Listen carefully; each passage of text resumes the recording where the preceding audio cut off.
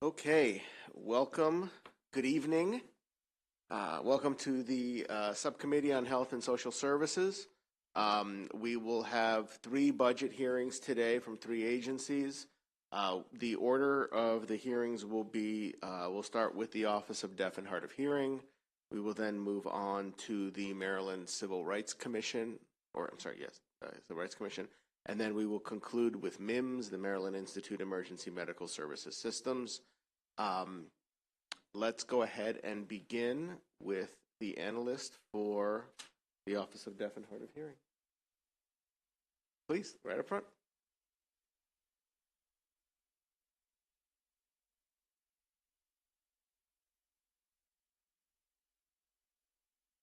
And just before you start, just as a reminder to everyone, if you're looking for the analysis documents, if you go to the MGA website under budget, there will be a drop down that says analyses. They're alphabetical. You can find it there, downloads right to your computer.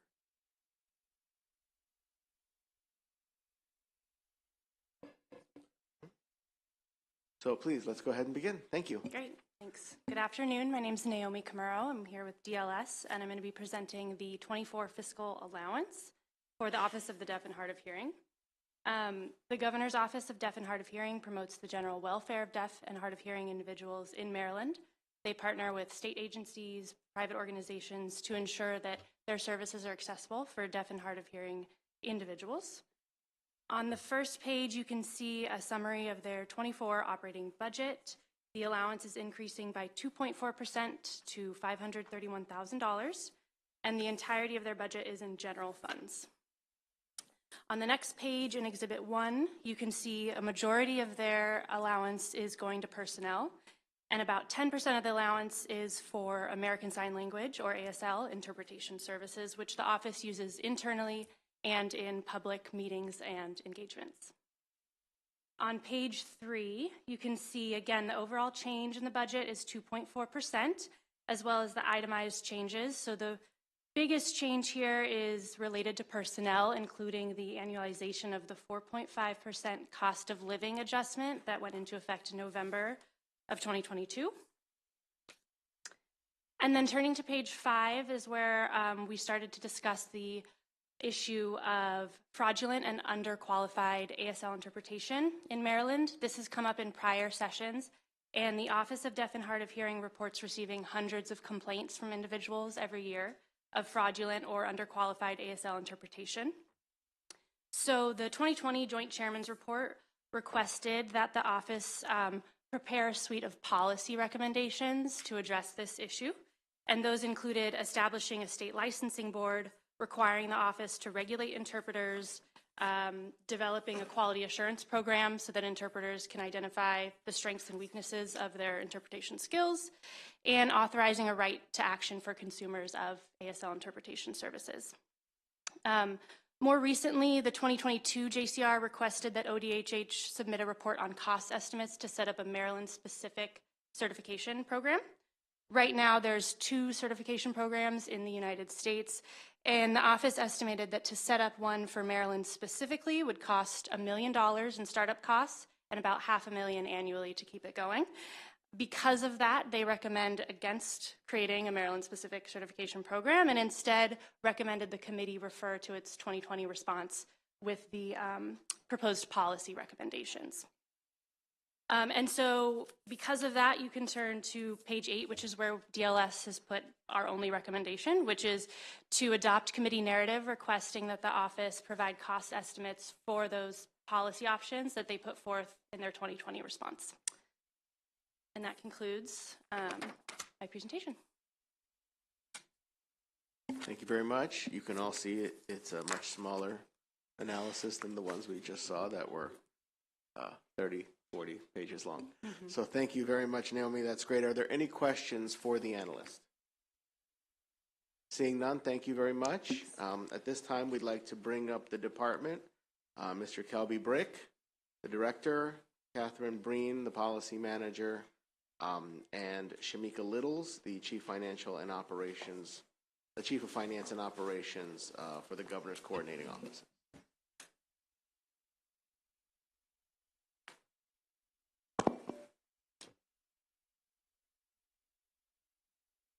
Good afternoon, members of the committee. I'd like to introduce myself. I'm Kelby Brick, the Director of the Governor's Office of the Deaf and Hard of Hearing.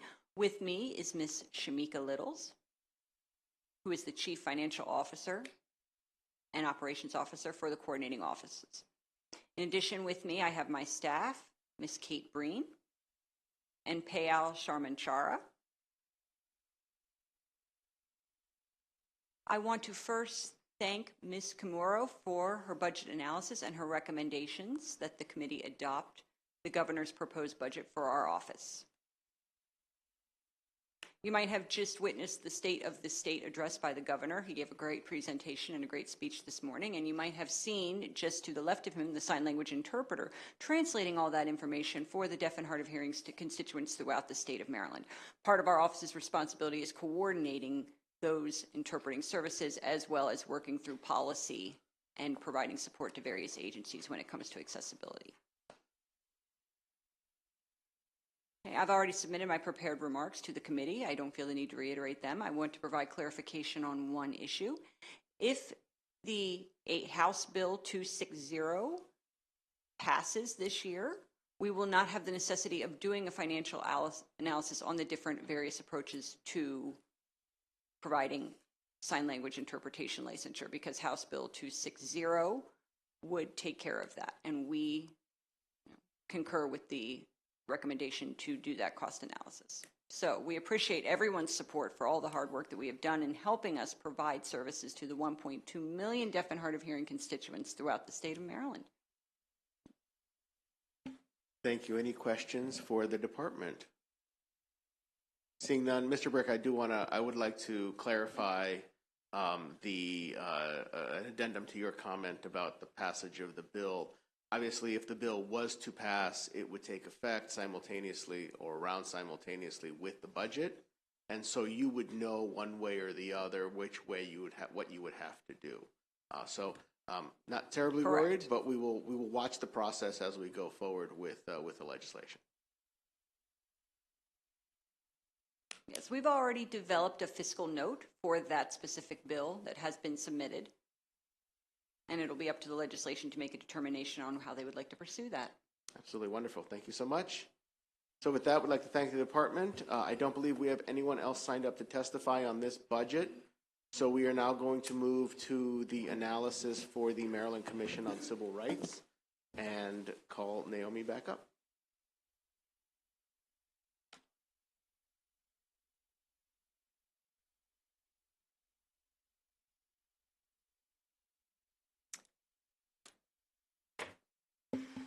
Hello again.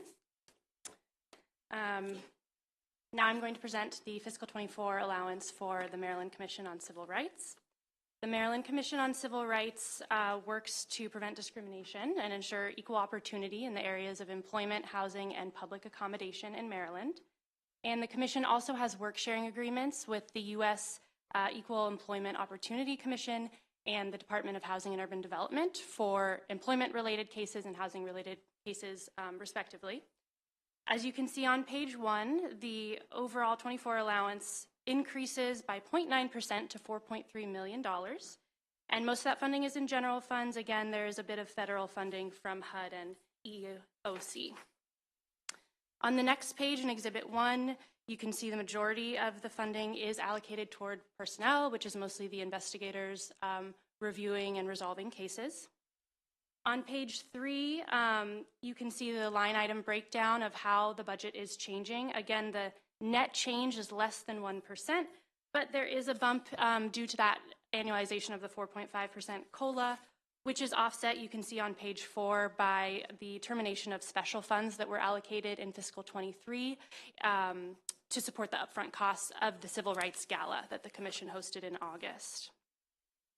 On page 5 is the one issue that I wanted to bring to the committee's attention, which is regarding the backlog of cases at MCCR. The Commission receives about 2,000 new cases per year, and so in Exhibit 3 you can see those represented by inquiries and complaints.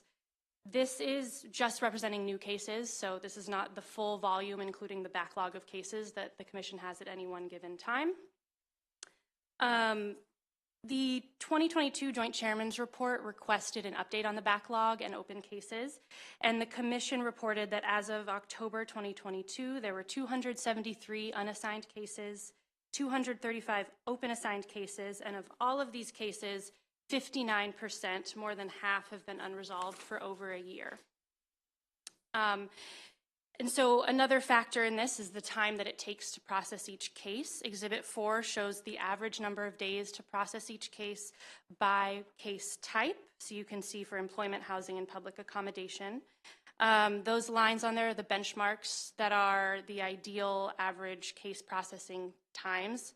I do want to caveat, though, that MCCR has taken steps to address the backlog to streamline processes for investigators, and so it's likely that the average case processing time is going to be affected by that as the portfolio becomes younger, so to speak. And so that's why we've added this bold language asking MCCR to comment on the degree to which those efforts may be impacting the growth in the time it takes to process the cases. On page 7 is a discussion of the barriers that the Commission has cited to fully resolving the backlog. Both of them have to do with personnel issues.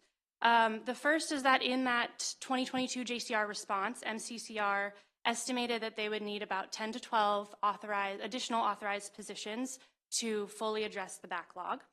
And in addition to having insufficient staff, the Commission has said that they are unable to offer competitive salaries. On the following page, you'll see Exhibit 5 compares the salaries of investigative staff, both at the entry level up top and then the managerial level just below, with the salaries offered for similar positions in other jurisdictions and the 2 federal agencies, HUD and EEOC. And so you can see that the salary bands that MCCR is able to offer are a bit lower. And so on page 10 is where we have DLS's 2 recommended actions. The first is an update on employee recruitment and retention to really understand why people are leaving and dig a little deeper into the recruitment and retention issues that they cite. And then the second is adopting committee narrative to request an update on the backlogged and open cases. And that concludes my presentation. Wonderful, thank you. Any questions for the analyst? Seeing none, thank you, Naomi. Thank you. We're now going to call up the department, and with us we have Alvin Gillard, the Executive Director, Cleveland Horton, the Deputy Director, and Martine Sherry, the Assistant Director for Administration. Welcome. Thank you. Please begin whenever you're ready. Thank you, Mr. Chair, and to the members of the subcommittee, we certainly thank you for the opportunity to respond to the Department of Legislative Services fiscal year 2024 budget analysis. We would like to thank our assigned analyst, Naomi Camero, for her analysis and her willingness to engage and learn who we are as an agency on this, her first budget process with the state of Maryland. As our written testimony indicates, we have taken steps in the right direction toward addressing structural issues which have impacted staff stability. However, our major challenge continues to be not being able to immediately assign new complaints into investigation status. The number of cases we have in our overall inventory remains constant, because the number of complaints closed monthly is offset by the number of complaints filed monthly, either directly with us or through cases that are or will be transferred to us by our federal partner. Yet, even with these challenges, we continue to make progress in reducing the number of cases we have in unassigned status. That number has been reduced from a high of 567 cases as of June 2021 down to 273 cases as of October 2022 and to 180 cases as of today, February 1st, 2023. almost a 70% reduction in a year and a half. Again, even with the challenges we have, the incredibly professional and committed staff of the Maryland Commission on Civil Rights continues to make significant progress in serving the people of Maryland. And with that, we respectfully request the subcommittee support of the governor's FY 2024 allowance. Thank you. Any questions for the department? Delegate Henson. Thank you, Mr. Chairman, and thank you for your budget presentation. It sounds like a couple of factors are happening there. One, in your comments, you stated that the same number of cases are closed each month as the cases that are opened each month. And then in the analyst report, it also sounded like the trouble that happens once you fall behind, it's incredibly hard to catch up with the cases. Am I understanding that correctly? I think that's correct. Okay. And then when I looked at the comments as well, it said that 431 of the cases that were open, the 435 that were open as of October 22, 431 of those were unresolved for more than a year. Is there anything being done differently that's going to bring resolution to the cases faster? How can we kind of get out of this hole, get level set, and get operating in a timely way? And I think we've already begun that, as the numbers now indicate. We have reduced that unassigned case status down to 180 cases as of today. And Naomi mentioned some of the processes that we've instituted to reduce that number even further. And I'll yield and ask Mr. Horton to talk a little bit about it. But we have utilized several processes to help our investigators to move cases forward, and we also have looked at best practices from around the country that we are considering instituting as well. So with that, I'll yield and ask Cleveland if he could talk a little bit more about some of the processes that we've instituted over the last year to help us to eliminate that unassigned case status. Thank you. Thanks. Great question, Delegate Henson, and thank you for that question. So when we take a look at, just to update you all on where we are with the number of cases that have been unresolved for more than a year, per our report, at one point in time, we had 367 employment cases that were unresolved for over a year. Currently, we have that number down to 169. From a housing standpoint, when the report was initially drafted, we had 48 cases that were unresolved for more than a year. That number has increased slightly up to 58. We remain consistent with our public accommodations cases. It was 16 that have been unresolved for more than 1 year, and that number is still the same at 16. The primary backlog issue that we have is regarding our employment cases. Our backlog is full with nothing but employment cases, which is why you see such a high number of employment cases. So some of the efforts that we've done have really been to streamline our written finding process, to make sure that our investigators were able to process these cases much faster and get through them as efficiently as they were before. Initially, our written findings were about 15 to 20 pages long. We've now streamlined that written finding, so now it's about 5 to 7 pages. In doing so, our investigators are able to get through more cases in a faster period of time. We are also making sure that it's a total team approach in terms of how we handle our cases. Our supervisors are being more active in the review process of these cases up front to help guide our investigators through the process. We have truly tried to trim as much fat, for lack of a better word, through our agency as we can. But as you all know, you get to a point where you have no more fat to trim. At this point, realistically, for us to continue to move forward, and as our executive director has indicated, we've made great progress in terms of reducing the number of backlog cases that we have. But we do find ourselves at a point where we do simply need the additional resources and staffing to continue to drive that number down, not just from a number of backlog cases, but as well from a number of cases in terms of time and process. We know that the longer it takes us to address complaints of discrimination, the cases become stale. Witnesses forget what they saw. Documents go missing. So it is important for us to be able to get to these complaints as soon as possible. If I may be permitted one additional.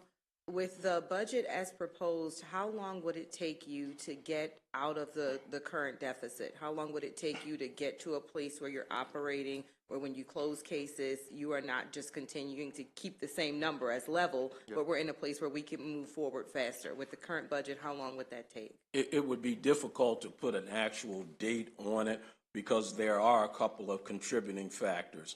During FY23, we did bring on board 3 contractual investigators, and we anticipate them being at full performance, hopefully within the next 6 months or at least within the next year. So that's certainly going to help us to move those cases that are in unassigned status, move them forward. And then we also have to look at how many intakes, how many complaints actually come in to be able to determine whether we're going to be able to drive that number down even further. So while we're not hedging on saying when we will get there, we do anticipate that we will get there sooner than what the projections look like this time last year. I'd also like to just simply add to that, when we think about a part of the consideration has to be the number of cases that we receive from our federal partners. We've had a partnership with EOC and HUD for a significant period of time, and it's always been a very fruitful relationship. With that being said, we have halted, significantly reduced the number of EOC transfers that we typically receive from EOC. We, just as an agency in fiscal year 16, doubled the number of cases that we are receiving directly from the public. As a result of that, we have significantly reduced the number of cases that we allow EOC to transfer us. On a monthly basis, that number typically is around 25 to 50, which annually amounts to about 300 to 600 cases just from EOC alone. As you take a look at our annual reports in past from fiscal year 16, that number has been hovering around 100 to 150, only because we simply don't have the manpower to accept those transfers. Now, EOC has been a great partner in allowing us to reduce that number, but they've also put us on notice that we can no longer continue not to take those cases due to our work sharing agreement. So as those cases come in, and as we also try to address the backlog, those cases are going to potentially, without additional resources, increase our backlog back up to the numbers that we saw about a year and a half ago, between that 500 to 600 number, because of the number of cases that are coming in based off a number of staff that we have. And we certainly don't want to be coy in our responses. The reality is, even as we drive the numbers down, if the intake numbers remain where they at or continue to go up, it will become cyclical in that we'll bring it down, but then we'll see it go back up again. So certainly our hope is that we will get to that point once we're able to level out, that we're not immediately going back into a downward trajectory. It would certainly be helpful if we understood what that timeline looked like, so that we could understand how best to help you all and to help with oversight. Is it my understanding is that your federal partners, that they have certain expectations, like 100 days, that the cases are to be moved through? Are you able to meet the expectations of the federal partners when you take the cases on? Currently, we are not. If you take a look at our federal partners from a HUD standpoint, the expectation is that we get through our housing cases within 100 days. From an employment standpoint, the expectation from our partners is 180 days. As you'll notice by the graph that Naomi provides you all in the analysis, we are well above both of those benchmarks on the federal side. And as Mr. Horton mentioned, because of the strong relationship that we've had in honoring that contract, it has not impacted that relationship, because they know that we will be able to come out of where we're at right now and bring those numbers back down to where they have been historically. Thank you. I think we all want to support your progress on that. Thank you, Mr. Chair. Thank you. Any additional questions for the department? Seeing none, thank you all very much. Really appreciate you all coming down and your patience with our tardiness today. Thank you. Thank you. Next, we're going to call up the final budget, the Maryland Institute of Emergency Medical Services Systems, and the budget analyst, Samantha Tapia.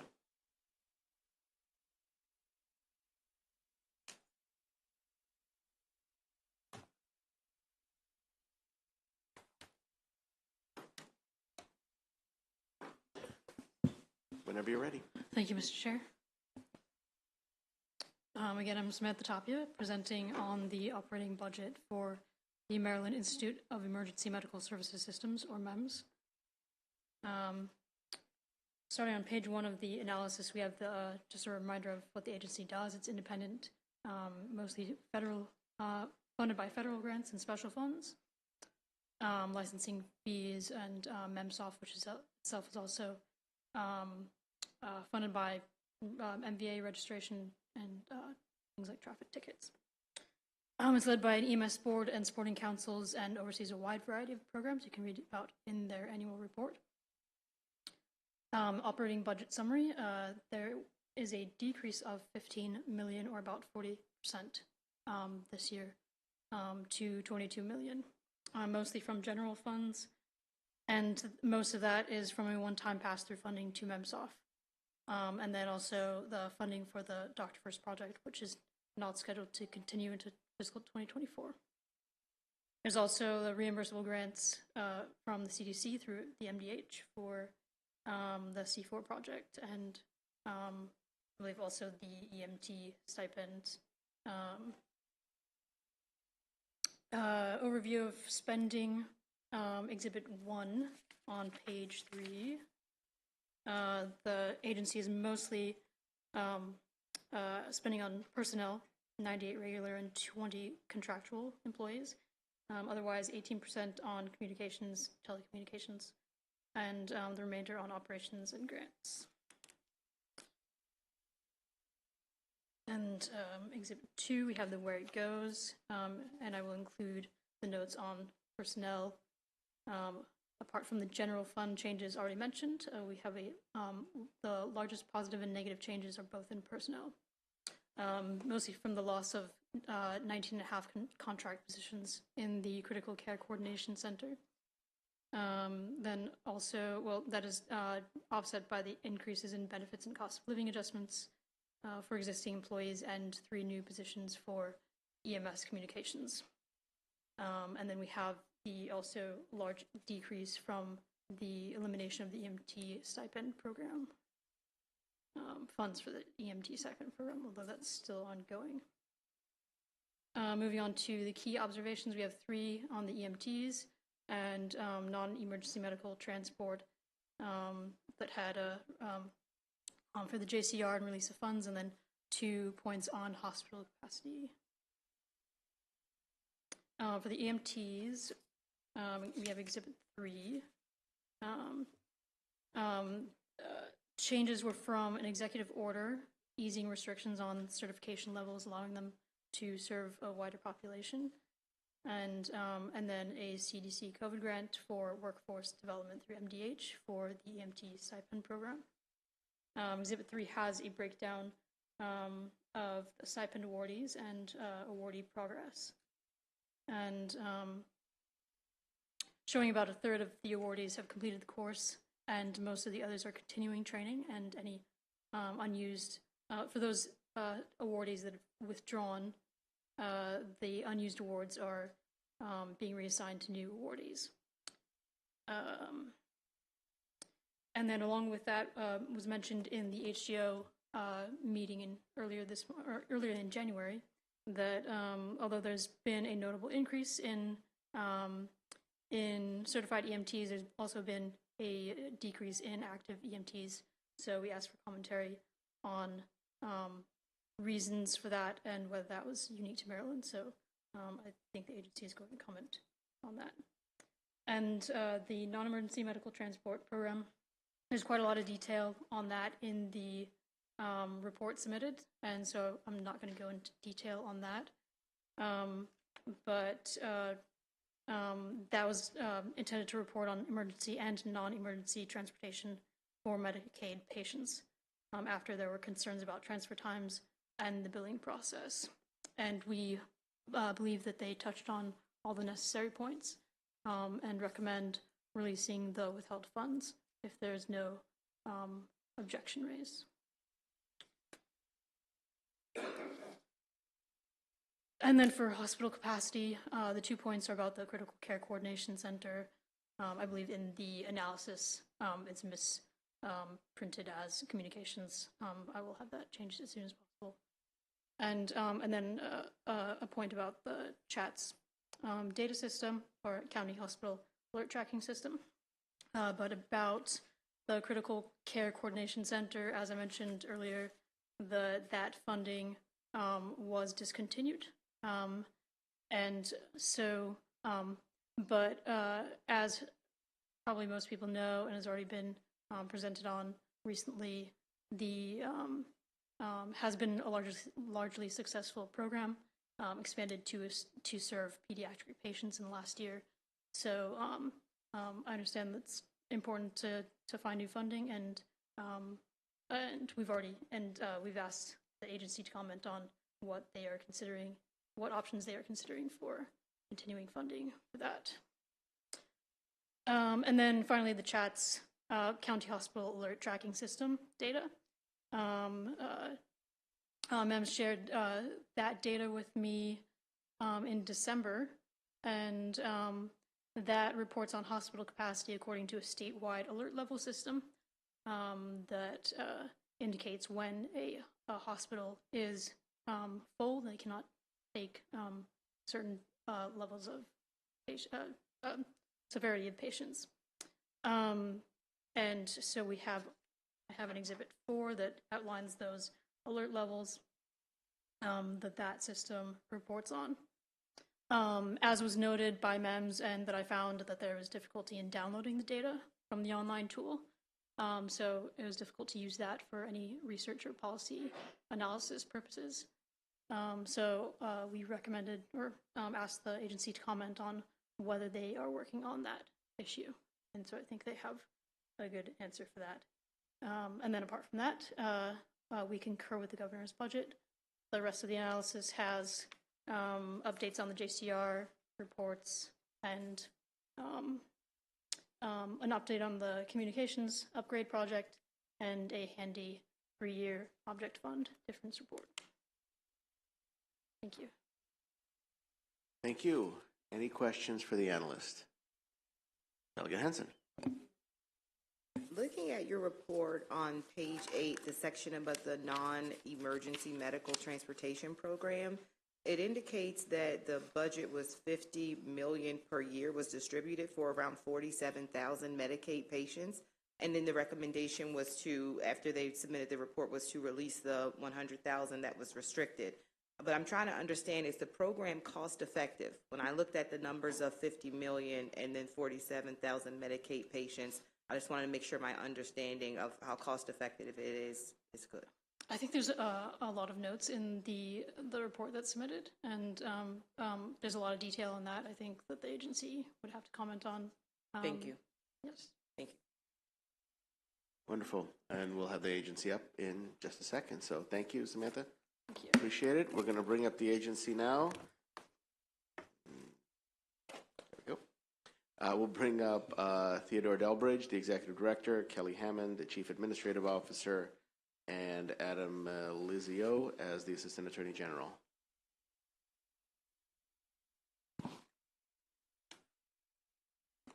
Mr. Delbridge, please begin. Thank you. Good evening. I'm Dr. Ted Delbridge, Executive Director for MEMS, the Maryland Institute for Emergency Medical Services Systems. And thanks to Samantha Tapia for her comprehensive analysis. We concur with her findings. And we'd also like to acknowledge Rebecca Bazzari, who is the DBM analyst assigned to us. I believe you have my written comments, testimony, so I won't belabor that if that's okay. But I will start by commenting on your question to Samantha. The money that was, the funds that were discussed are Medicaid funds. It's not a program of MEMS. The joint report that we submitted in December was about analyzing whether or not the Medicaid way of doing business, if you will, was efficient at arranging non-emergency medical transportation, mostly involving patients who go from one hospital to another hospital or from a hospital back to a nursing facility. As part of that report, we convened several working groups to create dialogue and allow the commercial ambulance services an opportunity to speak and hear from Medicaid officials. We understood at the outset that Medicaid had embarked upon an RFP process to develop a statewide broker, if you will, for Medicaid patients who need non-emergency medical transportation. and that process is still ongoing. I believe they had responses to the RFP and require some clarifications and plan on continuing that process. But those funds and the question of whether or not sufficient, part of our report indicates that Maryland is, I believe, second most expensive state in the country in terms of ranging Medicaid transportation for non-emergency medical needs, second to Alaska, I believe.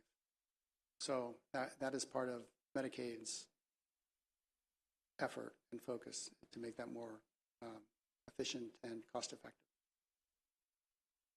I will comment on a couple of things that were brought up in the report. The EMS workforce, the backbone is emergency medical technicians. In Maryland, many of them are volunteers. We struggle over the course of time. We've created opportunities for more people to become emergency medical technicians, but the rate of attrition is remarkable, so that we have difficulty getting ahead. That's not a Maryland phenomenon. That's a national situation. The turnover amongst emergency medical technicians and EMS clinicians in general is about 20 to 30% per year across the country. Maryland is part of a small group of states, 5 states that are working as a pilot group with the National Association of EMS Officials in an attempt to better understand what causes people to attrition,